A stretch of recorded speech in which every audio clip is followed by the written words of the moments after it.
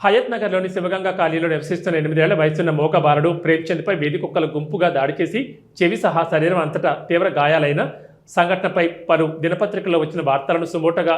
కేసును commission chairman doctor justice Shamim Akhtar స్వీకరించారు. ప్రజా భద్రతపై ఏర్పడిన ఆందోళనలు, వేది కుక్కల నియంత్రణలో కనిపించిన లోపాలు, బాలుని జీవన హక్కు మరియు గౌరవ హక్కులకు భంగం కలిగిన అవకాశాల నేపథ్యంలో ఘటనకు సంబంధించిన పూర్తి వివరాలు, బాలుని ప్రస్తుత వైద్య స్థితి, కుక్కల స్టెరిలైజేషన్, నియంత్రణ చర్యల స్థితి, అలాగే సుప్రీంకోర్టు ఆదేశాల అమలు పరిస్థితిపై సమగ్ర నివేదికలను ఇవ్వాలని జీహెచ్ఎంసీ కమిషనర్ రంగారెడ్డి జిల్లా కలెక్టర్ కమిషన్ కోరింది.